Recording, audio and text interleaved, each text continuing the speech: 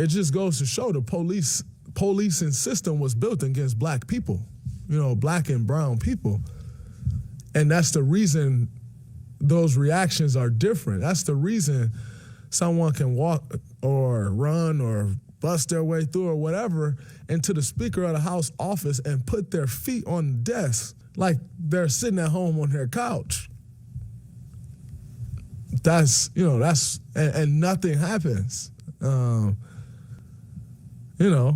we, stop calling them people protesters. They're terrorists. They're not protesters. Protesters is what you saw when we saw 500 National Guard members standing on those same steps when there were black and brown people saying we just want to be treated equally. That's a protest. Storming into a building and busting out windows and carrying podiums and all that other stuff, that's not a protest, that's a terrorist attack. And so stop using stop describing those people the same way you describe someone who just stand there and make a chant and say, we want justice, we want peace. Stop using the same word. It's disrespectful, it's ridiculous, and it's shameful, to keep calling them protesters. Not protesters, they're terrorists. Thank you, Draymond Green. That's one of those examples, Michael Holley, of he said what we said except better. That was exceptional. And speaking of saying things exceptionally well, the one and only Taylor Rooks from Bleacher Report is here. She has offered, as always, incredible commentary on our current times and the events in our society. Taylor, we've been venting for the last 40 minutes. So I'll just start now. I think you brought this tradition to our show the last time you were on. How are you feeling? Thank you for asking. I am feeling like we got to keep going. I think that the moment we're 2 down, that's the moment people will really feel like they won. But it is still important. If you are sad, feel sad. You are allowed to feel like that. There is, an array of different emotions. I have felt sad, mad, hurt, frustrated, and happy all at once sometimes. And that's okay, because it's so much trauma and so much stuff that we're constantly dealing with and having to act like we're okay, that I think being okay in some ways has become a bit of this second nature and something that we do unintentionally. But I think if anything, I feel glad that hopefully some eyes have been opened because of what we saw in the Capitol yesterday, at the Capitol yesterday, on the Capitol yesterday. They were everywhere. But because of everything that we saw, I think that I hope that some people have seen what we've been talking about. Yeah, I'm more pessimistic on that front, which is what we were just talking about. But the word you just used, Taylor, I want to stay with is trauma. It's interesting because I did, I woke up yesterday morning happy because of your state of Georgia delivering the Senate to Democratic control, which we'll get to in a second. Mm-hmm. But last night and this morning, that I am down. I'm sad, frustrated, angry. But I think the trauma was triggered. That was not that black people. That wasn't our scene yesterday. That wasn't our fight, more or less. I mean, you know what I'm saying? But nonetheless, it was still triggering to see the inconsistency or the double standard just play out in real time in such an extreme way. Probably the most extreme example of it. The reason I'm skeptical, Taylor, is because we've been talking about the hypocrisy and the double standards and the contrast and the juxtapositions between how white and black people interact with police, and showing examples of it time and time again, only to be shot down or ignored. So yeah. I don't know that this will necessarily be the wake-up call, but I do want to stay on that point about how it felt for us to watch that yesterday, and why all of us as black people responded the same way. Had that been us, because it hurts.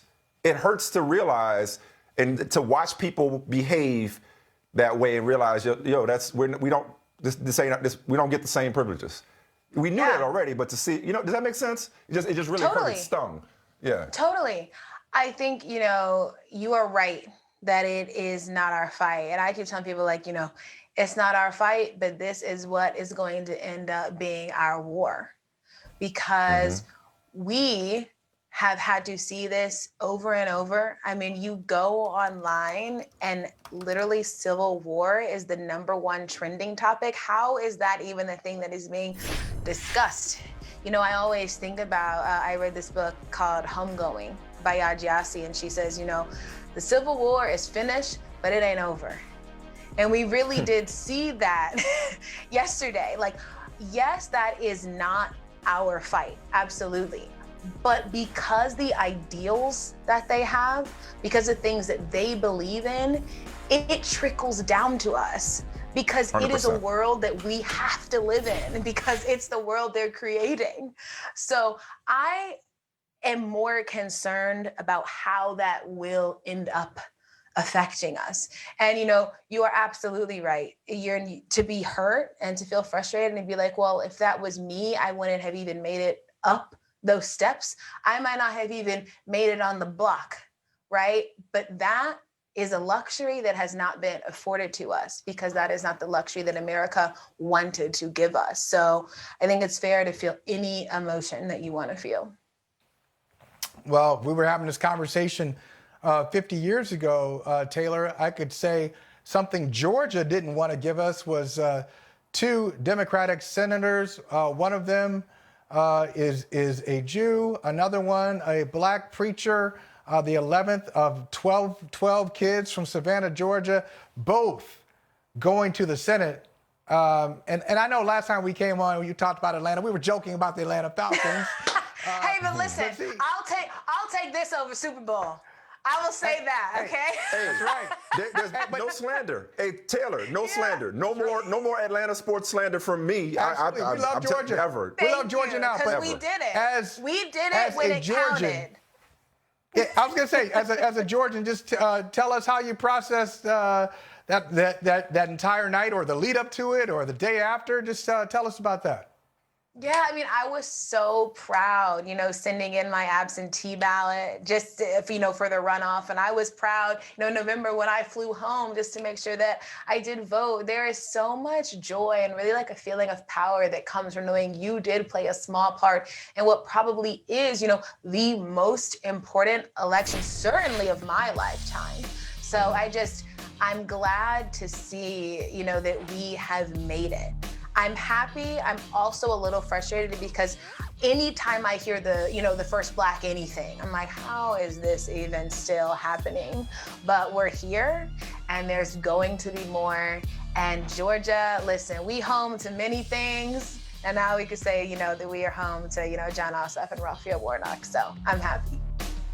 No, same. Thank you. And that's the we were talking earlier. We've been going to church the last couple of days. You know, like weeping is enduring for this night, but joy is coming in the morning in the form of a democratically controlled Senate and a new president in a matter of 13 days. But just going back to the scene, you know, yesterday, and just to be clear, like, yeah, you're right. It's not exactly my name is Paul. That's between y'all. That's not what I'm getting at. You know what I mean? It's like we're in the middle of this fight. Yeah. Like we're literally caught in the crossfire.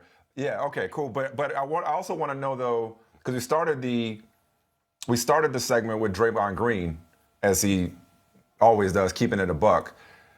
What from sports, entertainment, or even just your circle of friends, what are some of the things that, you know, athletes are saying, or just, you know, people that you've been in contact with over the last 24 hours, the conversation you've been having, as much as you can let us in on them? Yeah, no, I mean, I think everybody feels like this is a good moment. This is what we have been waiting for. Whenever I think of these conversations, I think about the bubble. You know, I think about the guys sitting out. I remember how upset, obviously, rightfully so, everybody was with the Jacob Blake news. I remember being on campus and seeing guys, you know, crying, you know, the day that they decided they weren't going to, you know, play basketball. So I wonder sometimes, and these are conversations I had in the bubble, yes, half of it is, you know, people being upset that something happened. I think the other half is you're upset because you feel like it's going to happen again. And I checked in on so many guys once that, you know, they decided they weren't going to charge any of the officers involved with the Jacob Blake shooting. And I was like, you know, just, are you guys okay? And I was sad that so many of the responses were like, oh, well, I mean, I expected this. Which, yes, we all expected it. But for people to be so numb about it was really, I really was saying that, sad. Taylor. Like, could America just surprise us once? I just want to be surprised. I would love to be surprised. Just one time, just shock us. Yeah, because I wasn't even surprised about the Capitol. I would have been more surprised if that didn't happen. I promise you, I would have been more surprised if it didn't happen. If it would have gone off smoothly. No, that's a good point. I really would have been. Yeah.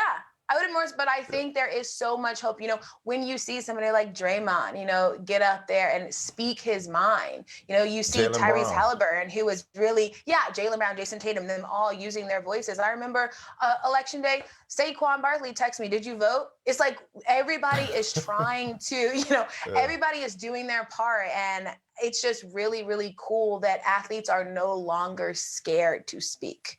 They know that they can say what they want. And that is something that we haven't seen in quite some time, probably ever.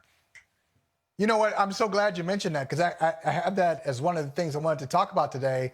And I said, this is why we'll stick to this, what we're doing right now. We're not gonna just stick to sports. We're gonna stick to sports and politics and culture and anything else, and mental health, whatever is on our minds. Can you remember, when that changed? In your coverage, in your interviews with athletes, was it in college where all of a sudden somebody says something that was away from the game, that was so-called controversial, and you said, okay, that's different? Do you remember when that moment happened? Yeah, well, so I want to first put in the disclaimer that I was born in 92. So my answer to this, isn't someone like the great Muhammad Ali, it's not Kareem Abdul-Jabbar. Like, obviously it was happening then. I'm talking about, my specific experience. I remember not really understanding the full difference in the way that athletes were covered, meaning white athletes versus Black athletes. And then I heard how they kept on calling Black quarterbacks athletic, but they were never smart. And that was when it first clicked to me. I'm like, why do they keep saying that? Now, keep in mind, I'm from Georgia. I grew up during Michael Vick. So it was never weird for me to have the Black quarterback, but I realized the way that they talked about Michael Vick was different than the way they talked about other quarterbacks. So that was when, for me, race entered sports. But I didn't see athletes feel like they could talk about the way race plays a role in the world really until Colin Kaepernick. Because, and I'm sure you guys remember, it feels like we learned a lot about people, a lot about different athletes once Colin Kaepernick happened. Because remember, there was a time we were trying to see like, who would kneel, or like who would be on Cap's side? What would they say when they were asked about it? And so I think about this entering our realm when I think about Colin Kaepernick, because that to me still is the biggest sports story of my lifetime. And I think that once like the Colin stuff started, that was when we realized that you cannot separate sports and race, or sports and society, or sports and politics. So I point to Colin. And that's a great example, Taylor. And I just want to say this, and Mike, get in on this too, is that I always point this out, that Muhammad Ali, you mentioned Muhammad Ali, I believe he died in June of 2016. If you go back and look at some of the tributes to Ali, a lot of people took the same tack when they were talking about Ali. It was how courageous he was, how he transcended sports, and how he was willing to do something. He was willing to sacrifice his career for his principles, and they had a little finger wag in there too. And they said, well, today's athletes wouldn't do that. Today's athletes are too afraid of their marketing, they're too afraid of their endorsements. And Colin Kaepernick happened 2 months later, and they attacked him. Yeah. So you think about that. Hey, and I'll tell you something else crazy. Do you know who outside of the White House came out in a press conference and said and tweeted about Ali, how great he was, great guy, and I'm going to pardon him? Donald John Trump was all about Muhammad Ali, but then when he saw Colin Kaepernick in real time, in his time doing it, he was the enemy. So it's just interesting. I think that's a great example that you came up with. I would also say they're actually not about Muhammad Ali, right? They're about some specific quotes Muhammad Ali said, but they don't know the full scope of everything that Muhammad Ali believed in. They believe Muhammad Ali as this figure, but not as this whole person. The same way that they use Martin Luther King Jr., right? You want to just talk about yeah. dream, right? But no, let's talk about everything MLK believed in. Let's talk about how y'all killed Martin Luther King Jr. I mean, if we're going to talk about a person, let's talk about the whole being. So yes, you know, I think politicians like to point to Muhammad Ali, but I don't know how real and genuine the understanding of everything he believed in is. And so I hope, you know, as, you know, we grow and history tells the story, when we talk about this time, when we talk about Draymond Green and Jaylen Brown and, you know, LeBron James and Chris Paul, we have documentation of all that they believed in. I hope that when you talk about all those names, you talk about Breonna Taylor. You know, we need to be making all of these things synonymous, because the entire story has to be told, because too often now we're talking about these figures, it's a half story. It is totally a half story. So, and that's what's really cool about our jobs, right? We get to be those people that can push out the real story. We can really be a vehicle for what they actually thought. So I know you guys take that responsibility, you know, very heavily, because I will always remember that quote I heard that, you know, until the lions have historians, history will always be told from the point of view of the hunter. And we are lucky enough to be both lions and historians. And that is something that I think is really important. Man, you always got me feeling hopeful, Taylor, every time I talk to you. Because thank you, because I've always, nothing against you, Michael Holley. I just Taylor kind of just, you know, brighten. No offense taken, so. Right, Taylor? No. Hey, Taylor, I only talk to him every day of the week, but okay, that's all right. Taylor, because I get sick of the quote unquote conversation, because our humanity is not up for conversation. It's not up for discussion. And so I worry that we are, you know, preaching to the choir a lot of times, but, you know, maybe this is something that does take it to another level. I don't know. Maybe this is a watershed moment. But I also want to say, because I think it's fair, it's okay to not be hopeful. It totally is okay to not be hopeful. It's okay to look I don't want to stop, though. Like you started at the beginning. You said we have to keep going. I don't want it to to you know, poison me into feeling like it's pointless, you know what I mean? To play my part, you know. And I agree with that. I agree with that. Like I said, it's okay to be hopeful. I would say it's not okay to completely be defeated, because we are not defeated. We are a people who always rises up. And I think the moment you forget that, that is when things start to get bad. But we continue to rise up. We continue to grow and plant and spread, and that's what's important. I always try to tell myself that we have, just as people, gone through so much, that things like this, you know, can't be the end. And that's a good word to end on right there. And I love it. I'll bring it back to your home state, where a Georgia resident can remind us of that. You know, we started HBCUs as a response to not being allowed, being segregated educationally. Wouldn't you just think about some of the founders, think about the founders of Morehouse, who would see Raphael Warnock be the first black elected senator from the South. Think about Howard and Kamala Harris, the founders there. So you're right. This is there's a lot of hope. I'd say it's okay not to be optimistic, but to be hopeful. You always got to have hope. Yeah. Optimism is something different, but always got to have hope. That's more practical, exactly. I actually want to end it on a happy note, because Taylor, we have not talked about this. We haven't talked about this, and I don't know. I commented on one of your pictures.